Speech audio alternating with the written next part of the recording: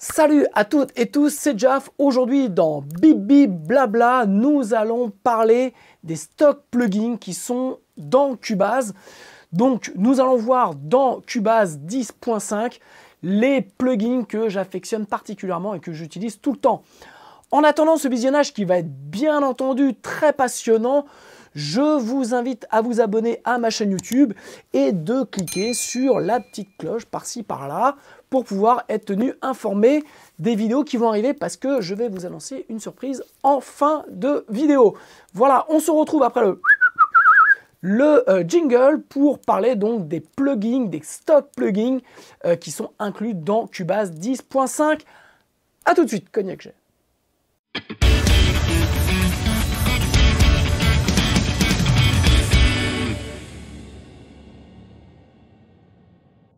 Ok, donc aujourd'hui nous allons parler des stock plugins. Les stock plugins, ce qu'on appelle un stock plugin, c'est les plugins qui sont intégrés dans les DAW. Donc je vous rappelle, un DAW c'est un Digital Audio Workstation. Donc Cubase est un DAW, c'est le DAW que j'utilise depuis maintenant une quinzaine d'années. Et donc, plus j'avance dans mon travail de producteur, que ce soit pour enregistrer, mixer ou faire des masters, et plus je me retrouve à utiliser les plugins qui sont compris dans Cubase pour plusieurs raisons. Déjà parce qu'ils sont développés au sein du, du DAW, donc je sais que j'ai pas de problème de compatibilité. En termes de ressources, ils prennent très peu de ressources. Et puis, bien souvent, pourquoi je les aime bien, c'est parce que ils n'ont pas forcément une couleur particulière. Ils sont assez neutres. Alors, ça en fait un de leurs défauts. Mais moi, j'aime bien parce que je vais les utiliser vraiment quand j'utilise, par exemple, le compresseur classique de Cubase. Je l'utilise avec vraiment juste pour compresser et je ne veux pas de couleur, je ne veux rien de plus.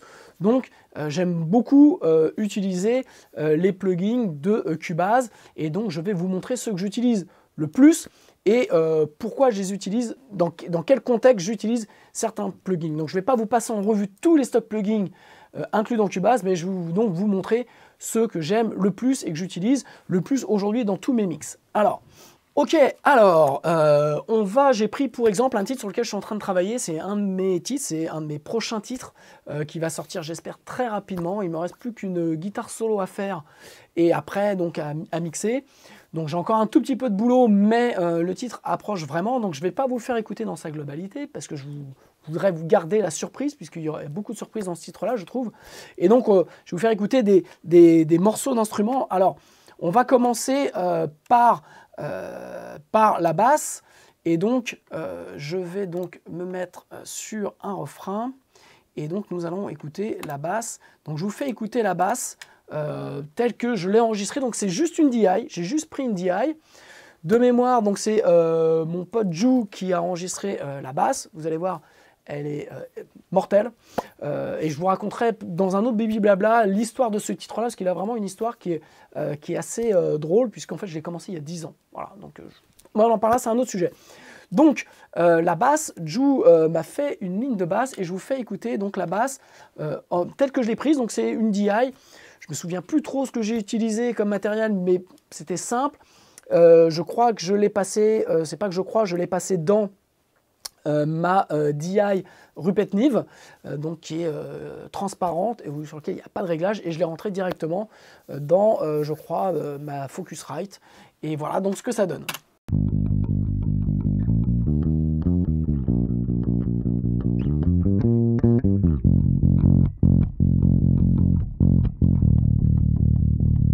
Vous voyez, donc vous entendez, ça résonne un peu, mais on a beaucoup de corps. C'était ma Vigier.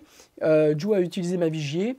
Donc, un des premiers stock plugins que je voulais vous montrer, c'est un plugin que j'aime beaucoup, c'est le Frequency. Donc, le Frequency, c'est un petit peu le super equalizer compris dans Cubase.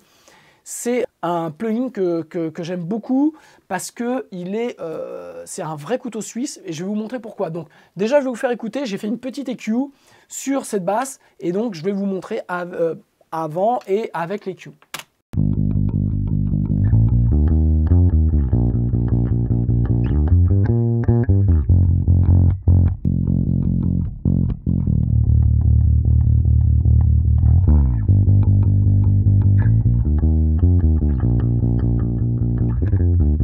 Voilà, donc vous voyez, on va pas rentrer dans les histoires de d'EQ, de pourquoi j'ai équalisé ça. Voilà, bon, j'ai fait très simple en plus.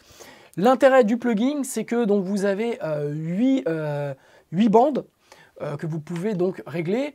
Là, je l'ai en mono, mais je vais vous montrer le pendant stéréo.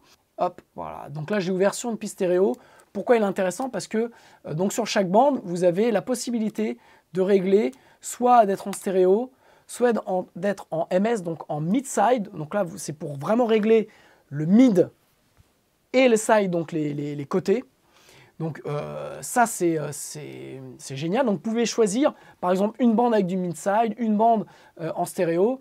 Et vous avez aussi la possibilité de régler en gauche-droite. Voilà, donc vous avez la gauche et la droite. Donc vous pouvez faire une différence entre l'EQ gauche et l'EQ droite. Donc vous avez vraiment tous les choix possibles. Donc la stéréo, le gauche-droite et le mid-side. Donc ça, c'est génial. Vous avez un autre petit bouton, donc linéaire phase. Donc ça, c'est pour régler les problèmes de phase dus à une trop forte équalisation, notamment numérique. Donc ça, c'est génial.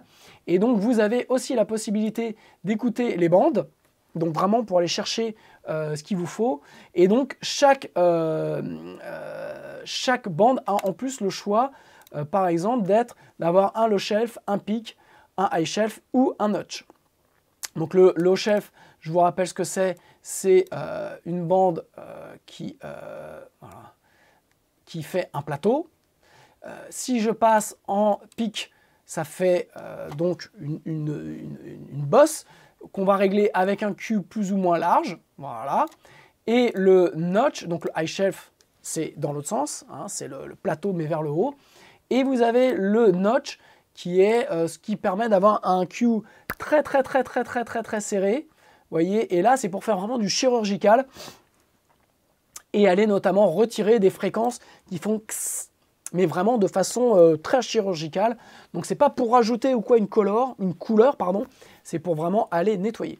Donc j'adore cette EQ parce que elle est très puissante. Vous pouvez faire plein de choses, elle prend très peu de ressources et elle est à utiliser donc vraiment quand vous avez par exemple des bus.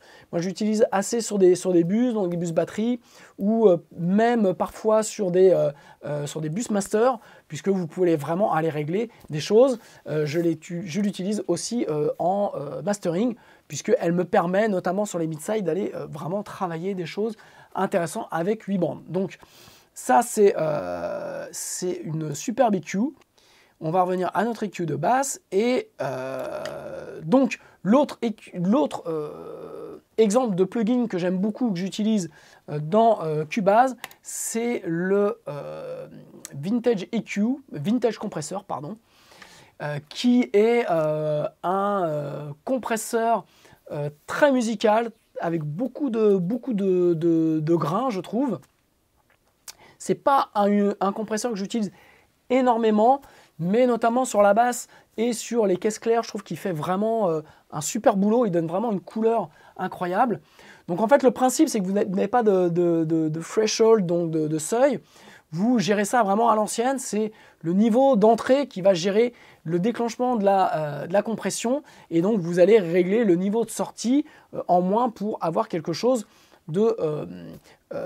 en level match. Je le rappelle, l'intérêt, l'important, c'est quand vous intégrez un plugin et vous travaillez avec un plugin, c'est que quand vous le bypassez, c'est d'avoir le même volume, puisque si vous rajoutez du volume par le plugin, vous allez trouver ça forcément mieux, ce qui n'est pas forcément le cas. Donc, toujours faire un level match pour être sûr que le plugin, que ce soit une EQ, une compression, ce qu'il rajoute est quelque chose que vous recherchez et non pas forcément, je dirais, à quelque chose qui va tromper vos oreilles. Alors, je vous fais écouter la basse, la même basse avec et sans la compression.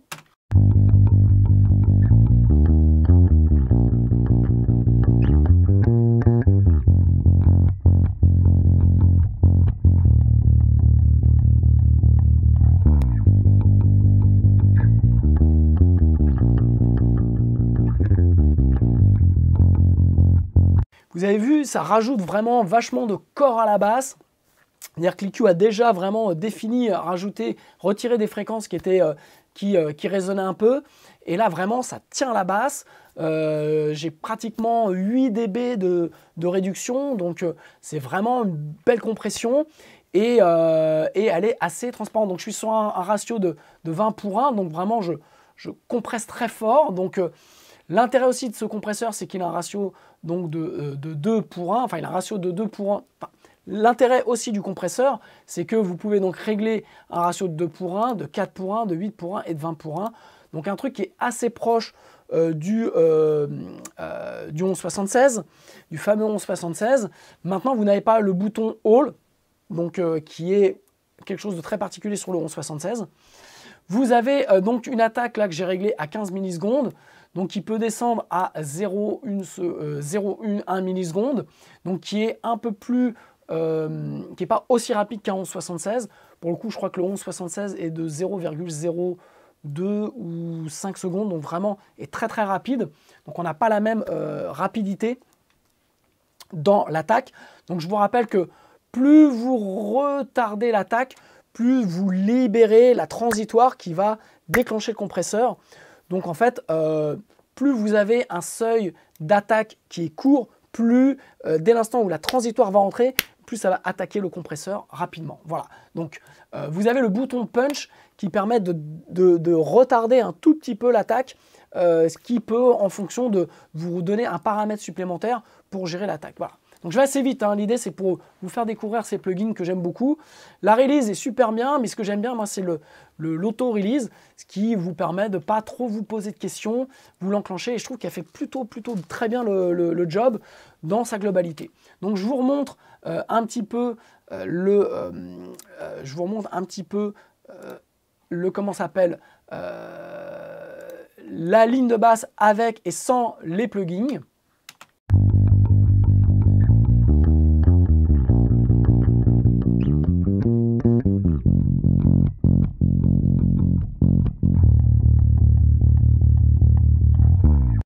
Voilà, deux plugins de Cubase qui me coûtent rien de plus et qui sonnent super bien. Vous avez vu la différence entre la basse avant-après. J'ai une EQ, une compression et d'un seul coup, on a quelque chose qui devient vachement cohérent. Voilà, donc je passe là-dessus. Une autre EQ, alors je vais vous faire écouter une autre EQ que j'aime beaucoup. Donc là, je l'ai mis sur la caisse claire. Alors voilà, donc je vous fais écouter ma batterie qui est dry, hein, j'ai rien sur la batterie.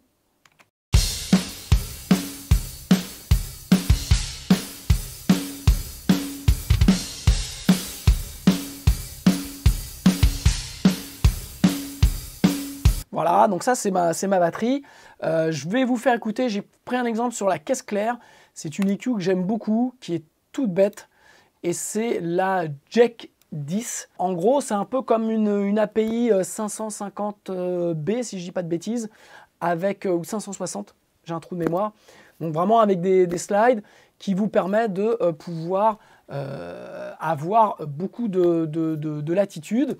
Donc je vous fais écouter la caisse claire telle qu'elle a été enregistrée.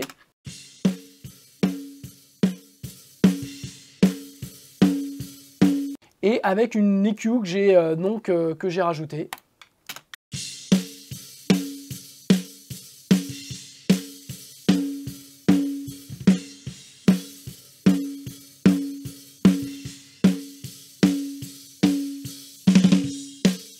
Voilà, vous voyez, elle devient d'un seul coup un peu plus agressive. Elle est beaucoup plus, j'ai retiré dans le bas, vous voyez, à 35 et 63 Hz, à 31 et 63 Hz, j'ai vraiment viré un maximum, moins 10, moins 12. J'ai rajouté un peu à 125, j'en ai retiré à 250, enfin voilà.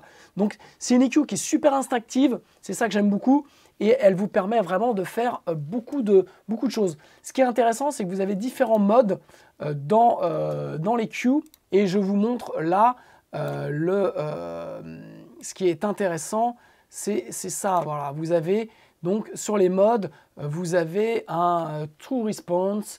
Donc je vous laisse regarder, vous avez des filtres qui sont mis. Moi j'aime beaucoup le classique et le variable Q. Le variable Q, en fait on se rapproche un peu d'une tranche Harrison ou des tranches vintage où plus vous montiez le gain, plus le Q était différent. Donc j'aime bien ça, vous avez donc voilà, des différents trucs qui vous permettent d'aller écouter et d'avoir une réaction différente. Donc je vous fais écouter un petit peu les différents modes.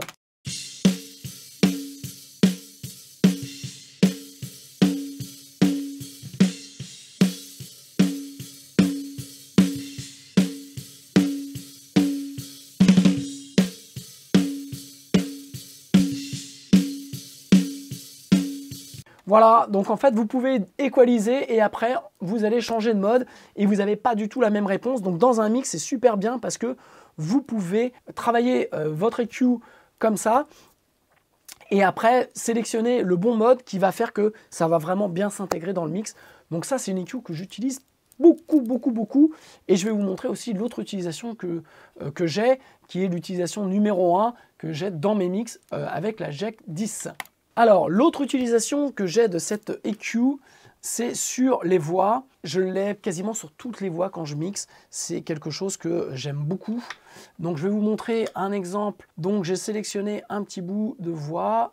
Je vous fais écouter l'intro. Donc, le chanteur est Chris Turnerland, qui est le chanteur du groupe Tales, que j'ai pour lequel j'ai travaillé sur un titre qui va sortir prochainement. Vous allez voir, c'est un ovni ce titre et ce groupe est mortel. Et donc je lui ai demandé de venir faire un titre avec moi, ce qu'il a accepté, donc je le remercie encore. Et il m'a fait un truc mais extraordinaire. Je vous parlerai vraiment de ce titre-là quand je le sortirai parce que il y a plein de trucs pour moi en tout cas qui est important et que j'ai envie de vous parler. Alors, je vous fais écouter sa voix telle qu'elle a été enregistrée. It's been a while since I saw you, monster. I guess why don't come at me to say hi. Ok, voilà. Donc, vous entendez dans le fond une reverb. Je vais vous en parler juste après parce que ça fait partie des autres plugins que j'utilise énormément. Donc là, pareil, je mets quasiment quand je mixe, je mets toujours je pars toujours de cette EQ et après je bouge. It's been a while since I saw you, monster. I guess why don't come at me to say hi.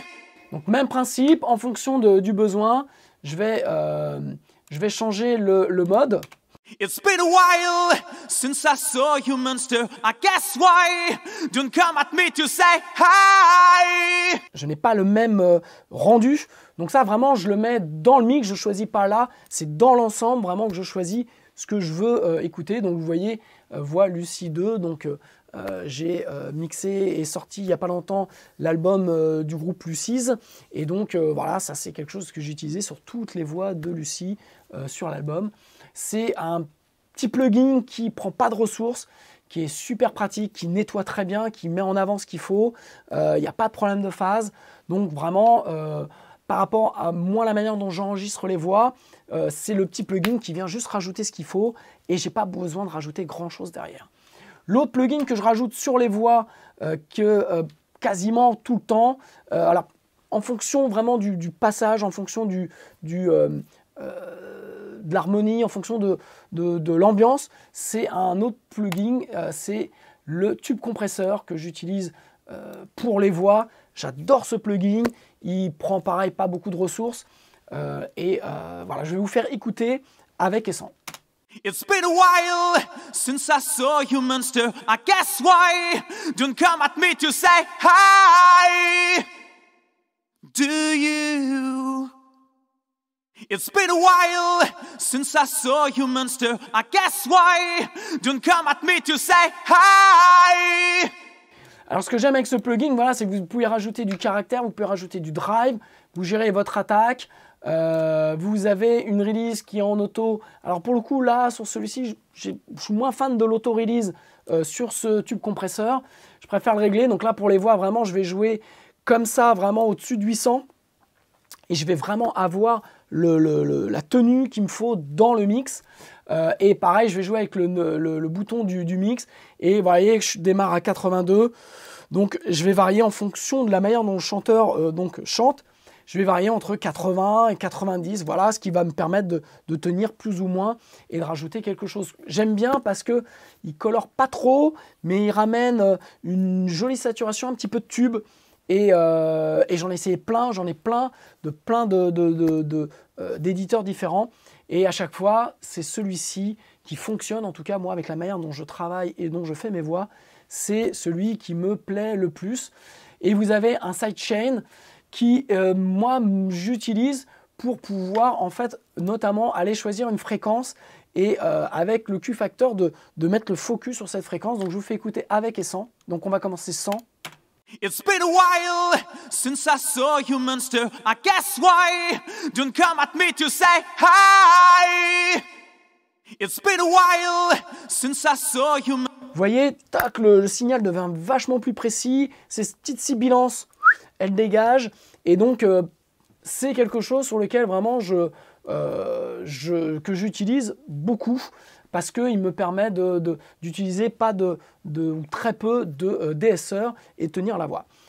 Puisqu'on parle de DSR, l'autre plugin que j'utilise, alors là je fais un petit aparté, c'est que j'utilise aussi beaucoup la Channel Strip de Cubase. Donc vous avez accès aux 3 compresseurs. Donc on retrouve, si vous voulez, le tube compresseur qui est ici. Si on l'édite un peu plus, voilà, il n'a pas exactement la même tête, mais vous avez la possibilité, enfin il fait la même chose. Donc voilà, vous pouvez le mettre là ou là, peu importe. Voilà, donc vous avez le standard compresseur, qui est aussi un compresseur que j'utilise beaucoup, pas trop sur les voix, mais j'ai pas, pour le coup, lui quand je l'utilise, j'ai pas un truc spécifique. Voilà, le tube compresseur, je l'utilise quasiment tout le temps sur les voix. Lui, ce que j'aime bien, le compresseur standard, c'est quand à un moment donné, je vois que j'ai un problème de dynamique, bam, je l'enclenche, notamment avec la Channel Strip. Je vais régler juste parce que je veux pas de couleur, et je veux juste à un moment donné aller compresser ce qu'il faut pour éviter, voilà, pour retirer ce qui m'embête. Donc lui, j'utilise pas mal. Et donc le vintage compresseur, on l'a vu tout à l'heure sur la basse. Voilà, il est accessible aussi ici. Non, ce que je voulais vous montrer, c'est notamment ce que j'utilise beaucoup, c'est ce petit DSR. Voilà, je ne suis pas un grand fan des DSR. Je trouve que quand on DS, on rajoute plus d'emmerde qu'on en retire. C'est-à-dire que ça a tendance à compresser d'une manière que moi j'aime pas, ou alors que je ne sais pas faire. Mais j'ai plus vite fait d'aller faire une automation d'attaque sur la sibilance qui m'embête, ou alors j'utilise ce petit DSR qui est, je l'enclenche et sincèrement je vais régler, je le laisse en auto threshold et puis je vais régler un peu la release, je vais régler un peu l'écart là, la réduction. Donc en fait c'est quelque chose qui va très vite et qui colore pas trop, qui ne change pas trop la nature de la voix. Donc ça c'est le DSR que j'utilise un petit peu pareil tout le temps, puisqu'il est sur ma Channel Strip. Et voilà, c'est super facile à utiliser. L'autre sur les voix que je voulais vous montrer, ce que j'aime beaucoup, c'est les modulations. Donc là, j'en ai pris 2. C'est quelque chose que j'utilise beaucoup aussi sur les voix, les flangers, les phasers. Donc je vous mets avec et sans. It's been a while since I saw you, monster. I guess why don't come at me to say hi. Vous voyez, bam, d'un seul coup, le signal, il est tenu. On entend un tout petit peu, puisque là, bon, j'ai mis combien voilà, je suis quand même en mix nom, je suis à 88, donc j'en ai mis beaucoup de flangers. Mais voilà, je vais doser pour avoir quelque chose de plus tenu. Et dans le mix, on n'entend pas le flanger, mais on entend que la voix, elle est tenue. Donc ça, c'est un truc que j'utilise beaucoup. Je ne vais pas chercher d'autres flangers, ni d'autres phasers. Je prends les stock plugins et ça marche toujours très très bien. It's been a while since I saw you, monster. I guess why don't come at me to say hi. Voilà, donc vous pouvez aussi passer en manuel et gérer, les fréquences que vous voulez. It's been a while since I saw you, monster. I guess why don't come at me to say hi. Voilà, je passe là-dessus. Alors vous avez le flanger, vous avez le phaser, vous avez le chorus, vous avez un autre chorus qui est, on va le voir ensemble, qui est le studio chorus, qui a beaucoup plus de fonctions. Vous avez un autre aussi que j'utilise de temps en temps qui est le cloner, voilà, qui vous permet d'avoir un système comme un effet de voix. It's been a while since I saw you, monster. I guess why don't come at me to say hi. Il y a plein d'éditeurs qui vous proposent des solutions avec plein de plugins, plein de machins. Vous les avez déjà dans Cubase et vous les avez, je suis sûr, dans Studio One, dans d'autres trucs. Donc pourquoi aller chercher autre chose? Vous avez notamment un ring modulator qui est plutôt bien foutu. It's been a while since I saw you, monster. I guess why don't come at me to say hi. It's been a while since I saw you, monster. I guess why don't come at me to say hi. Voilà, sincèrement, la section modulation dans Cubase est plutôt bien fournie. Vous avez un Autopan qui marche super bien, que j'utilise aussi beaucoup. Donc vraiment, sincèrement, en termes de modulation, je ne vais pas chercher midi à 14h quand j'ai besoin, et notamment sur les voix, pour créer vraiment des ambiances différentes ou des placements différents de voix dans les mix. J'utilise que les plugs Cubase de modulation qui sont super bien. Voilà. Continuons. L'autre plugin que je voulais vous montrer dans Cubase, que j'utilise aussi beaucoup donc sur les voix, c'est le Pitch Correct, donc qui est un petit peu un autotune qui a beaucoup moins de fonctions, mais qui marche super bien. Voilà. Donc je vous fais écouter. It's been a while since I saw you, monster. I guess why don't come at me to say hi. Do you? Donc vous voyez là, en fonction de ce que je mets, vous avez une correction ou pas. It's been a while since I saw you, monster. I guess why don't come at me to say hi. It's been a while since I saw you, monster. I guess why. Voilà, et pareil, le speed, donc c'est la vitesse à laquelle vous voulez qui corrige. It's been a while since I saw you, monster. I guess why don't come at me. Donc plus c'est bas et moins vous lui demandez d'agir rapidement.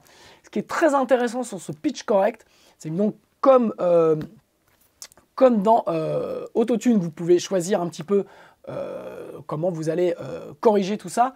Mais ce qui est super intéressant, c'est que vous pouvez choisir soit une entrée MIDI qui va définir un petit peu, par exemple, si vous avez des accords de piano joués en MIDI, vous allez pouvoir lui dire, bah voilà, cale-toi sur ces accords de piano. Donc lui, vous allez faire un système de synchro par sidechain. Donc ça, c'est très très bien.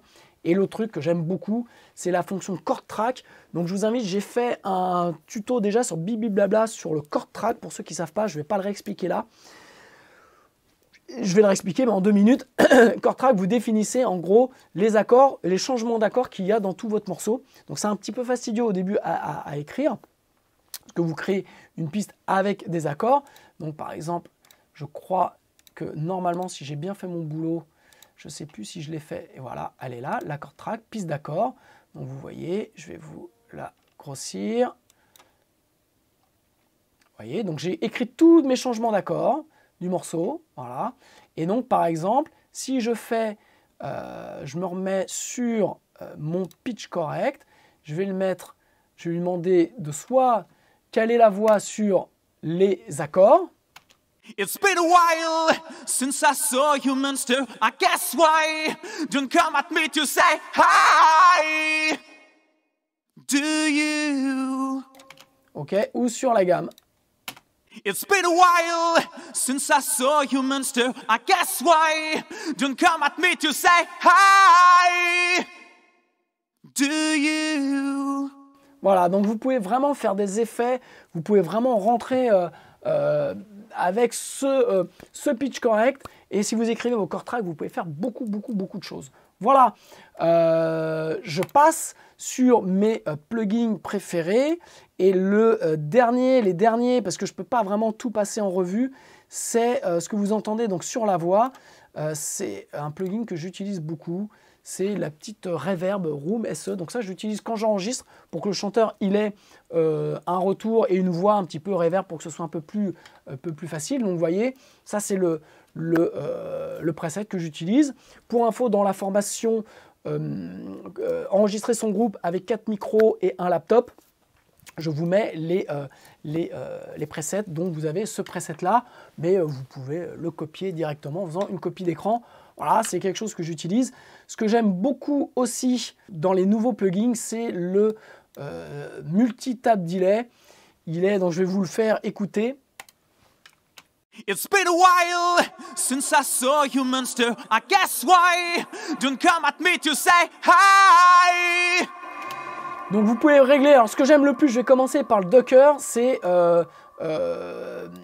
soit vous avez le delay sur chaque mot, soit en fait vous réglez le Docker où le delay, vous allez l'entendre quand on va arriver en fin de phrase, ce qui évite de brouiller la voix lead. Et en fait, quand le chanteur donc arrête de chanter, bam, le delay va prendre plus d'espace. Donc vous allez régler ça grâce au Docker et la release. Donc vous avez comme d'hab le mixeur, donc vous réglez plus ou moins.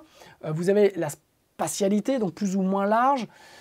Vous pouvez donc régler les volumes des répétitions, vous pouvez régler le panorama des répétitions et vous pouvez régler les répétitions elles-mêmes où vous voulez les placer dans la grille ou pas. Vous voyez, mettre un vibrato ou pas. Vous avez, donc vous avez la fonction quantiser ou pas. Vous pouvez donc régler tout ça, régler le nombre de tap delay que vous avez, jusqu'à 8. Et ce qui est génial, c'est que vous avez des effets que vous pouvez rajouter, donc soit sur donc le loop effect, donc l'effet va être entre le delay, on va dire, il va venir chanter le delay, mais il va rajouter un effet. Vous avez le tap effect qui lui va venir dans le delay et vous allez demander à ce moment-là d'avoir, je vais vous montrer, hop, voilà, vous pouvez rajouter des effets au fur et à mesure. Donc vous avez des effets de Cubase que vous pouvez rajouter dans votre effet. Donc ça c'est génial parce que vous pouvez vraiment customiser à fond votre delay avec, vous voyez, je vais vous faire écouter. It's been a while since I saw you, monster. I guess why don't come at me to say hi. Do you? Vous voyez, vous entendez le beat crusher que je rajoute. Donc voilà, ça c'est un des meilleurs delays, si ce n'est le meilleur delay que j'ai. J'en ai un particulièrement chez Universal Audio qui est le Time Cooper. Mais celui-ci est en train de devenir vraiment mon deuxième favori parce que vous pouvez vraiment créer des ambiances de delay avec un plugin plutôt que d'avoir 36 plugins pour gérer les trucs. Ça, c'est génial. Et donc, le dernier post-effect où, si on regarde, cette fois-ci, l'effet vient après le delay. Donc, super puissant. Pareil, vous pouvez ajouter des modules, un phaser. Enfin, voilà, c'est génialissime. Ok, donc, les plugins que j'aime bien sur les guitares. Vous avez donc le Vintage Compressor que j'aime bien utiliser parfois. Comme vous l'avez vu sur la basse, je trouve qu'avec les instruments à cordes, il donne beaucoup de caractère. Donc là, je vous fais goûter en solo une guitare.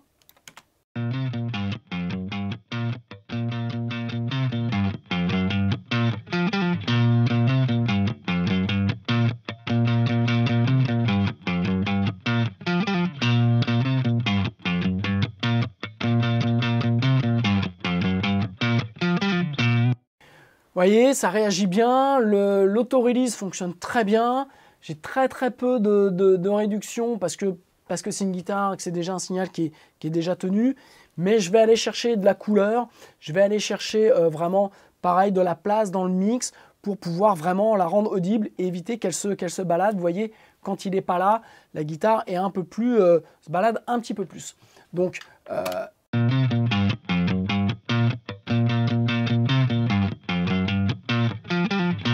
voilà, donc ça c'est un plugin que j'aime beaucoup, ça fait partie des plugins sur lesquels je vais directement pour les guitares. Un autre plugin que j'aime bien, c'est le delay. Voilà, j'en ai pas encore parlé, mais pareil, les delays Cubase sont super simples, sont très transparents, donc on ne va pas chercher une couleur, on va chercher vraiment un effet delay simple qui ne prend pas de ressources. Donc ça, notamment sur les guitares, c'est un petit delay de 300 millisecondes que j'aime beaucoup. Si je ne l'ai pas fait à la prise, parce que j'aime bien enregistrer, ceux qui me suivent, quand vous voyez mes tutos avec des guitares, vous entendez toujours un petit delay. J'aime beaucoup jouer avec un delay réglé à 300 millisecondes, donc que j'utilise en pédale. Mais en fonction du chaînage, en fonction du temps, en fonction de plein de choses, parfois je n'utilise pas ma pédale, mais j'utilise le mono delay puisque c'est simple et ça me permet de travailler rapidement. Donc voilà, ça donne ça avec le delay.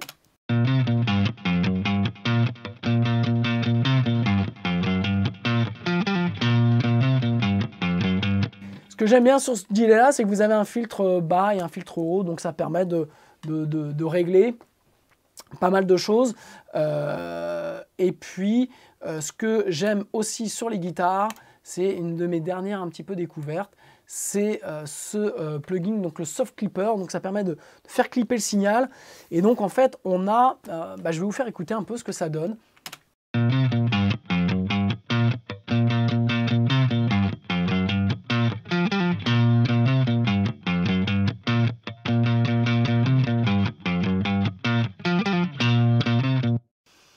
Ce que j'aime, c'est que ça ne change pas le signal, mais ça, en termes d'image, ça le repositionne. On a une guitare avec un tout petit peu plus d'attaque, avec un bas qui est un peu plus tenu, et un haut où il y a un peu de filtre.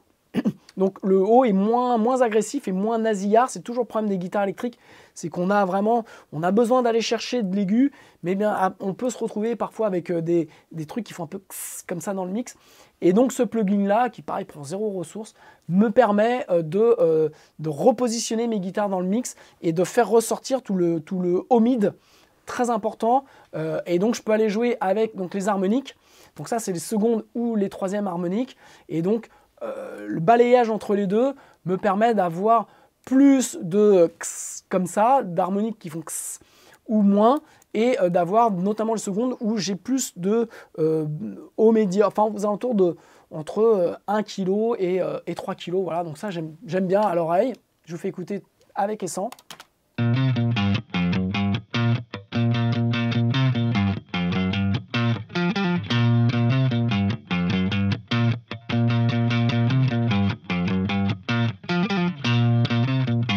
Alors oui, je voulais laisser paner d'un côté parce que ma guitare, mais je peux vous la mettre au centre.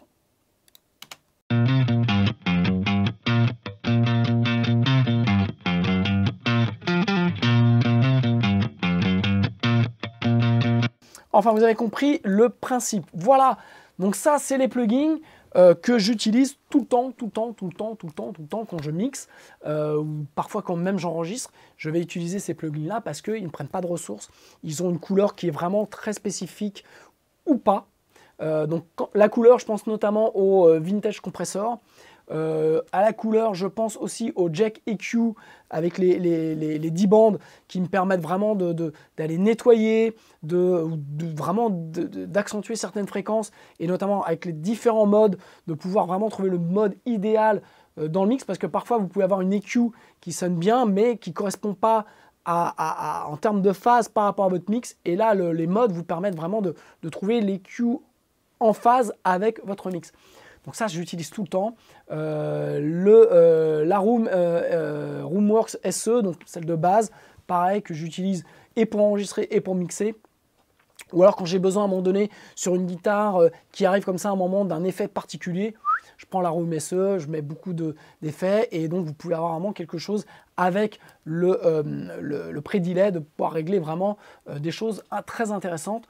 Voilà, j'ai fait le tour, je pense, de mon 2080 des plugins Cubase, le pitch correct donc qui me permet de tuner la voix, et voilà, donc sincèrement, je sais que Logic, Studio One ont aussi de très très bons plugins, donc moi je vous parle de Cubase parce que c'est mon dos, mais pensez, avant d'acheter plein de plugins, pensez à utiliser ceux que vous avez, puisqu'ils sont compris dans le prix de votre dos, ils sont entièrement compatibles avec votre dos, ils prennent bien souvent très peu de ressources, et ils peuvent vraiment vous aider, puisque vous n'avez pas besoin tout le temps, par exemple, d'un 1176, d'avoir une couleur spécifique en termes de compression. Si vous avez besoin juste de compresser, mais de garder la couleur originale de votre signal, eh bien, prenez un stock plugin qui va juste compresser, mais qui va être transparent. Et ça, il n'y a que les stock plugins qui offrent ça, puisque les éditeurs, logiquement, dans les plugins qui vous vendent en plus, les éditeurs tiers, eux cherchent à avoir une couleur spécifique, cherchent à vous proposer quelque chose d'autre. Donc, utilisez les stock plugins pour ça, c'est vraiment utile et sincèrement, vous pouvez, je pense qu'un jour je ferai l'exercice de mixer un titre qu'avec des stock plugins. Ça va vraiment être compliqué puisque j'ai mes habitudes sur ma template de plugins avec des couleurs, avec des choses. Ben là, en fait, je vais revoir ma copie. Donc ça, je pense que c'est quelque chose que j'essaierai de faire pendant l'année si ça vous intéresse. Donc dites-le moi. Et voilà. Donc, j'attends vos commentaires sur vous, les plugins que vous aimez dans Cubase ou dans d'autres, puisque vous pouvez discuter, gérer entre vous.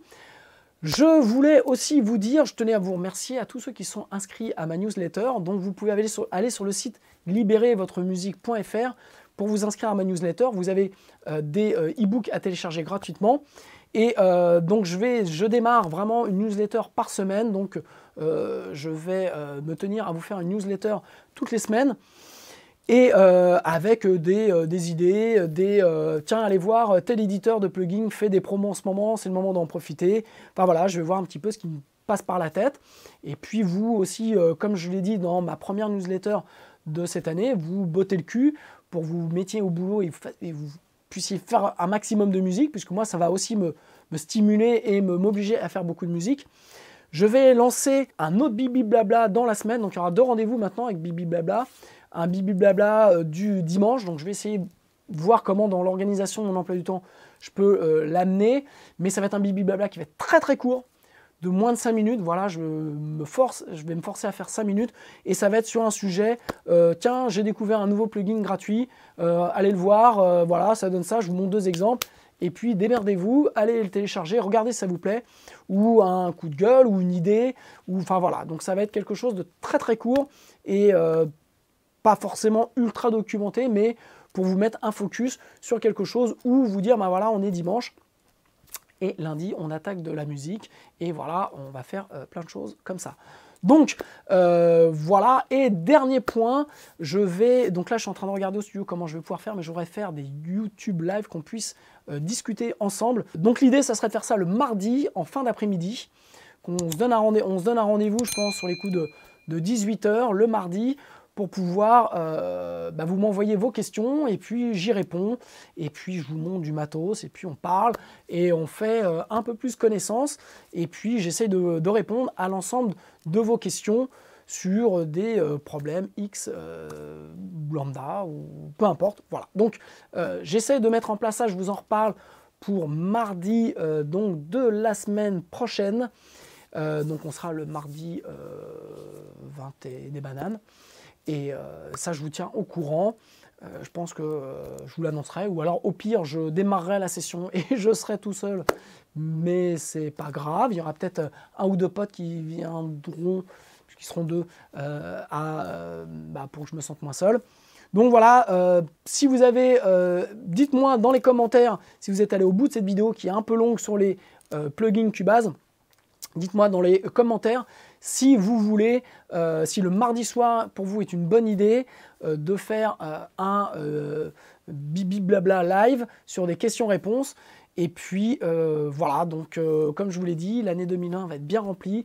J'ai d'autres formations dont je vais vous parler prochainement qui vont arriver, qui vont être en précommande, donc sur des domaines très spécifiques. Et voilà, donc notamment, je voudrais faire une formation sur Cubase, comment prendre en main Cubase bien. Et donc, pareil, dites-moi si c'est quelque chose qui peut vous intéresser, une formation à Cubase, avec bien entendu une licence de Cubase qui sera offerte avec la formation. Voilà, j'ai fait long. Mais c'était prévisible puisque j'avais à vous parler de plein de plugins, donc forcément j'ai fait long. Et j'attends vos commentaires, je vous embrasse et je vous dis à la semaine prochaine et voire même peut-être à dimanche. Ciao!